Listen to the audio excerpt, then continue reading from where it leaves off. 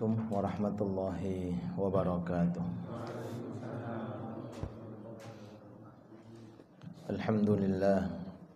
Alhamdulillahi rabbil alamin. Wassalatu wassalamu ala asyrafil anbiya'i wal mursalin Sayyidina wa maulana Muhammadin wa ala alihi wa sahbihi ajma'in. Subhanaka la ilma lana illa ma 'allamtana innaka antal alimul hakim wa tub 'alaina innaka antat tawwabur rahim. Amma ba'd. Hadirin hadirat yang dirahmati Allah Subhanahu wa taala,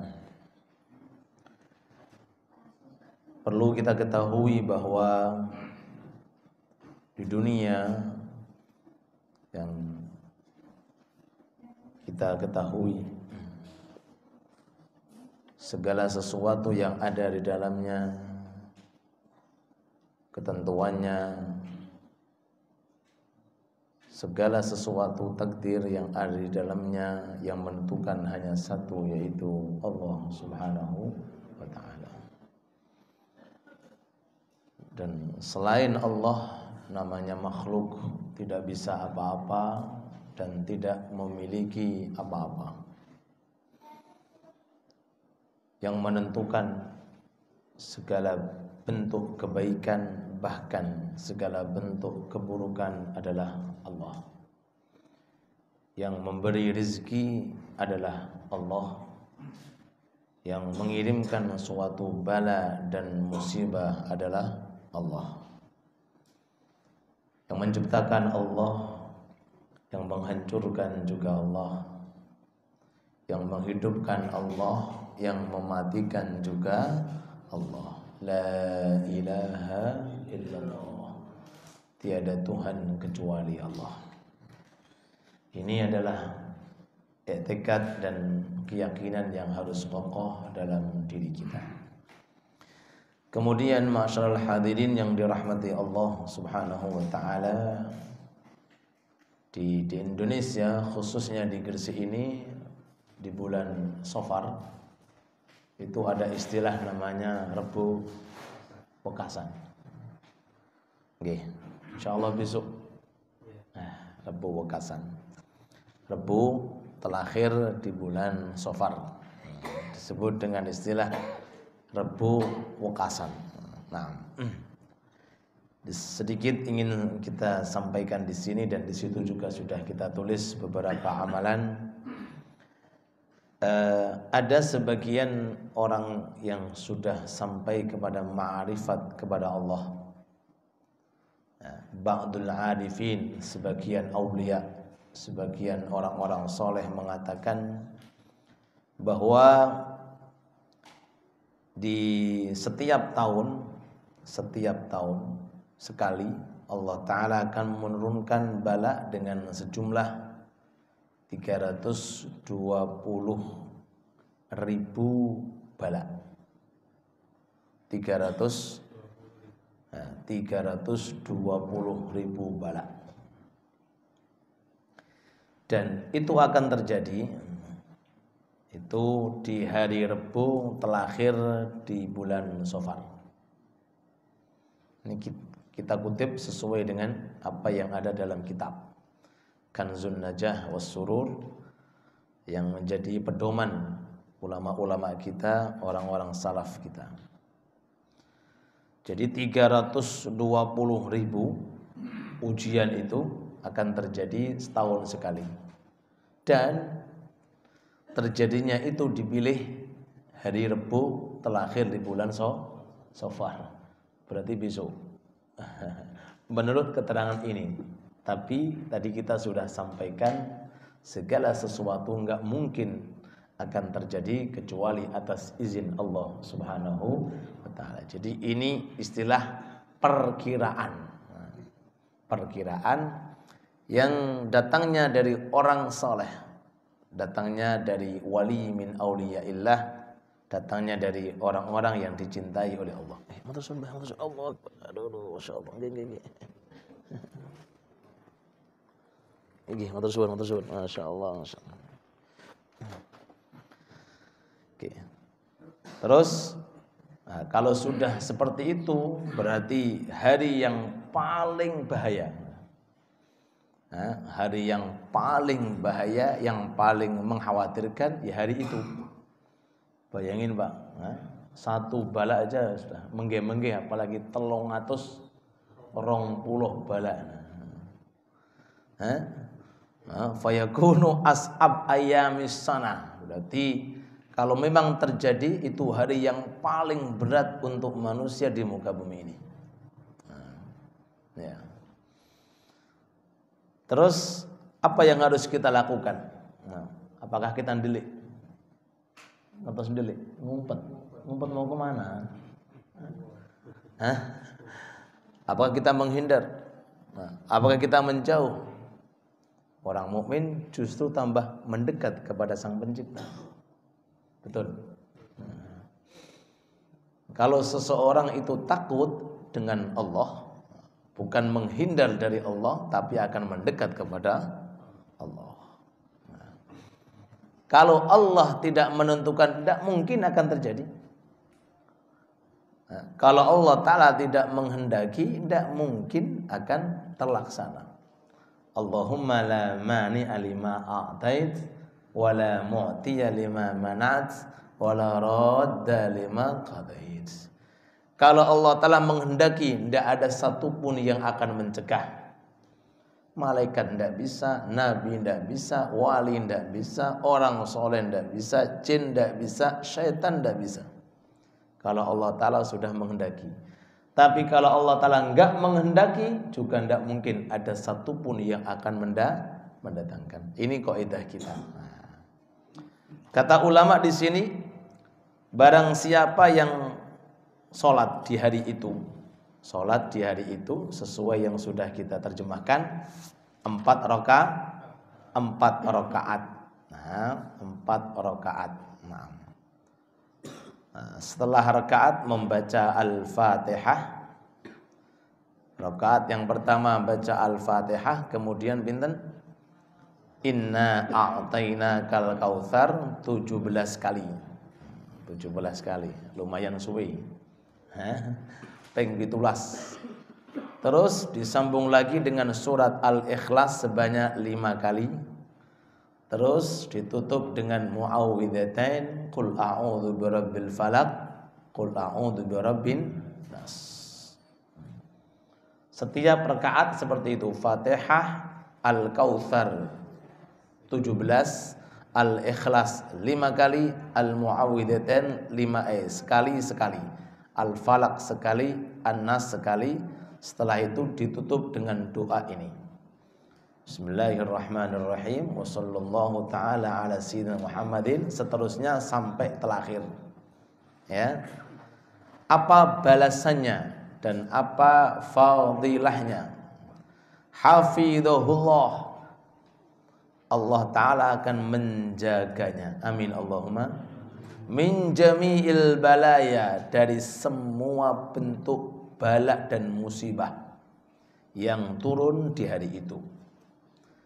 Okay. Walam tahum haulahu baliyatun ila tamamis sanah. Bukan hanya di hari itu tok, sampai akhir tahun sofar yang akan datang akan dijaga, direksa, dilindungi oleh Allah Subhanahu wa ta'ala. Nah, mudah-mudahan bisa kita amalkan. Salat 4 rakaat. Salat napa namine? Salat sunnah mutlak. Napa? Salat sunnah mutlak. Usolli 4 rakaat. Allahu akbar. Bahkan niatnya pun cukup usolli 4 rakaat. Napa usolli Allahu akbar. Niatnya sudah masuk temriku, enggak perlu disebutkan karena memang enggak punya nama. Beda dengan duha, ushollid duha, harus disebutkan sholat duha. Witir, ushallil witra. Duhur, ushallid duhur. Ini namanya sholat 4 rakaat. Nafal, cuma tujuan daripada sholat untuk menghindarkan diri jangan sampai terkena ujian dan cobaan. Mau nambahi Ustaz? Tambahi, silakan. Berapa? 8 rakaat silakan. Wah, kurang Ustaz. berapa? 10. Monggo terserah. Mau 100 nggih monggo. Nek sanggup tapi. Enggak apa. Jadi nafil mutlak itu bebas. Mau 2 rakaat, mau 4 rakaat bebas. Cuma ini anjurannya 4 rakaat. Mau melebihi, tambah sahih, tambah bagus, tambah afdal. Karena memang itu anjuran. Ketika seseorang itu takut, ketika seseorang itu berupaya untuk menghindari hal-hal yang ditakuti, maka kembali kepada Allah dengan cara memperbanyak sholat, dengan cara memperbanyak zikir, dengan cara memperbanyak doa, memperbanyak sodako, memperbanyak baca Quran dan amal-amal soleh yang diridhoi oleh Allah Subhanahu wa Ta'ala. Teringat kita sebelum saya lanjutkan, dulu ada 3 pemuda di zaman sebelum Nabi Muhammad ini. Ada 3 pemuda berada di hutan. Lalu setelah itu mungkin karena kemalaman, akhirnya orang tersebut ini masuk ke dalam gua, 3-tiganya pun masuk ke dalam gua. Enggak lama kemudian ada batu besar turun, jatuh enggak tahu dari mana, nutup pintu gua, nutup pintu gua. Alamatnya mati di dalam. Udah, enggak ada persiapan apa-apa. Orang 3 tok, batunya gedenya segitu, sesuai dengan pintu gua. Ayo, kira-kira bagaimana cara solusinya? Kembali kepada Sang Pencipta. Yang menciptakan gua Allah, yang menciptakan batu Allah. Tuh, ngoten niku carane untuk kita bagaimana keluar dari solusi kehidupan. Gampang kanggone Allah, mudah buat Allah. Inna ma'al usri yusra, fa inna ma'al usri, setiap ada kesulitan pasti ada jalan keluar. Orang mukmin tidak kurang cara, orang Islam tidak kurang cara. Akhirnya bagaimana?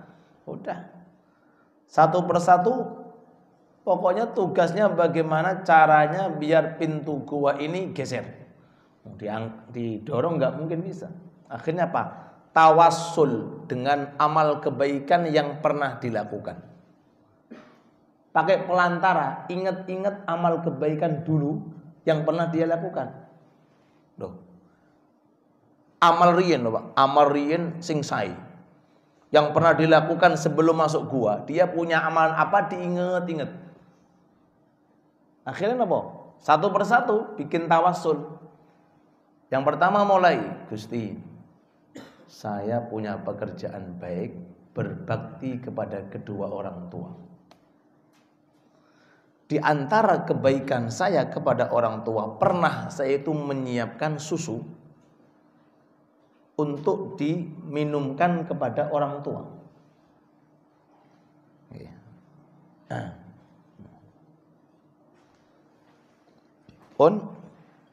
Suatu ketika saya membuat susu. Ketika saya antarkan kepada orang tua ini sedang tidur. Saya enggak enak untuk membangunkan. Akhirnya susu yang ada di gelas saya pegang sampai subuh. Allah. Awak dewi sanggup ngomong mboten, Pak? Dioyak-oyak, Pak, susu ini Pak. Selak mambu, Pak, ngoten nggih. Nah niki anak sing soleh. Enggak berani membangunkan anaknya karena takut mengganggu, nggak berani membangunkan ayahnya karena takut mengganggu tidur. Akhirnya dipegang ini susunya sampai subuh. Terus selain itu anak saya sudah nangis pengin susu, cuma saya biarkan demi untuk menghormati orang tua saya. Ya Allah, karena memang ini adalah amal soleh yang Engkau ridhoi, tolong keluarkan aku ya Allah. Geser pintunya, kret. Cuma nggak bisa keluar, soalnya nunggu 2 belum tawasul. Subhanallah. Yang gerakkan siapa? Kok pintunya nggak langsung nguleng, enggak. Jadi geser sedikit nggak bisa keluar. Nah, cuma kan yang satu sudah berusaha.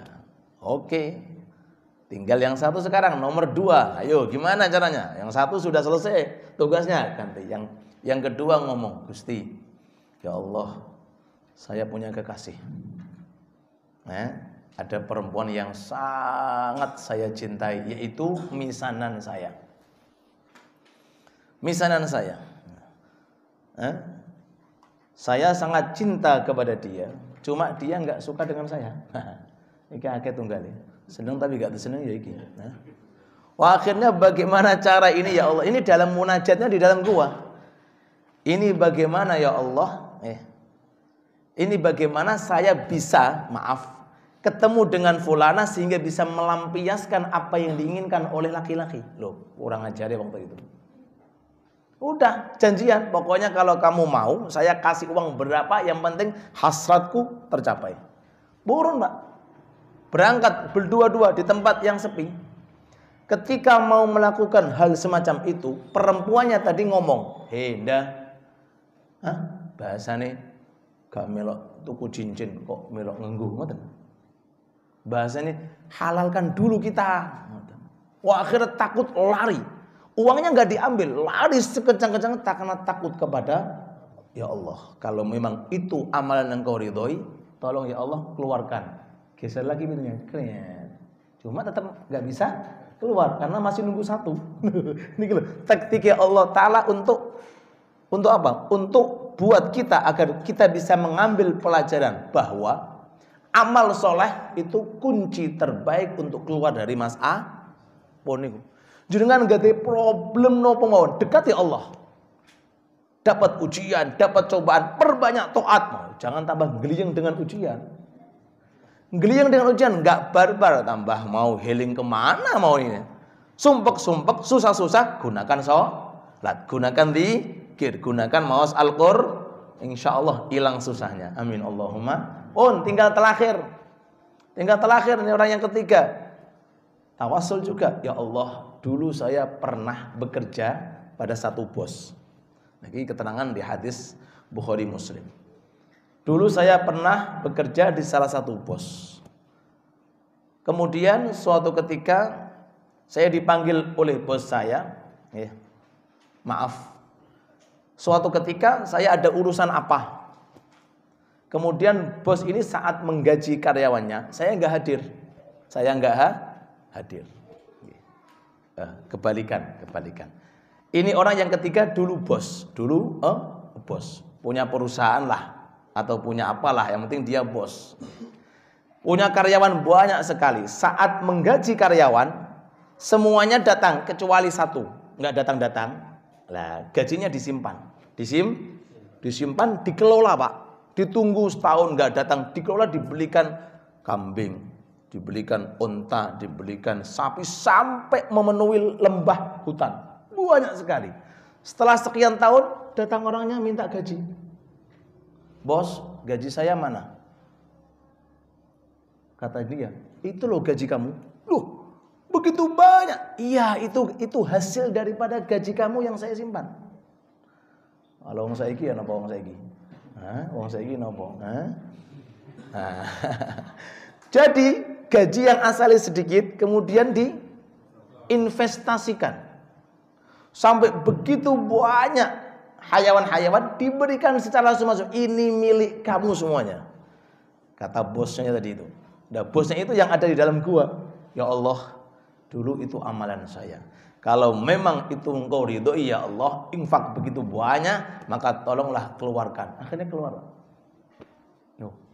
Enggak bawa linggis, enggak bawa perkul, enggak bawa apa, cuma bawa amal itu hanya satu persatu dari amal soleh. Walau kalian jenengan berapa amal soleh, mudah-mudahan dikabulkan oleh Allah. Nah, kembali kita. Nah, ini ketika datang hal semacam itu, Rebu Wekasan yang akan datang, besoknya kita nggak perlu lari. Mau lari kemana? Dekati kepada Allah. Khususnya amalkan amalan yang sudah ditulis oleh para ulama. Ini diantara sholat nafil mutlak yang diterangkan di sini. Dan kalau seandainya orang nggak bisa melakukan hal semacam ini, maka kerjakan 6 rakaat. 6 rakaat.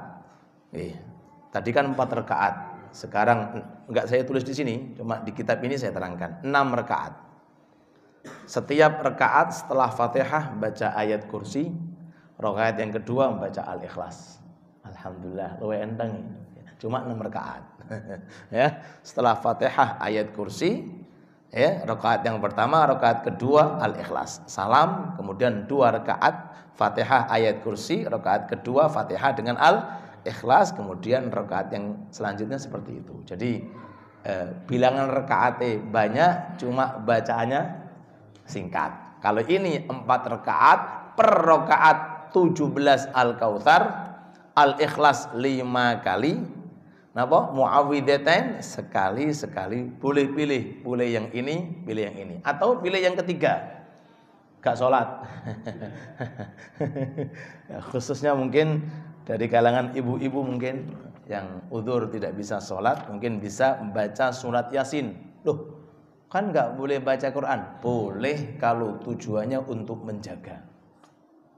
Jadi bagi orang yang udzur, andainya kan nggak boleh baca Quran, tapi kalau membacanya untuk menjaga, tidak setiap hari, karena ada momen semacam itu dia baca untuk menjaga diri, tidak apa-apa, tidak apa-apa. Ya, baca surat Yasin.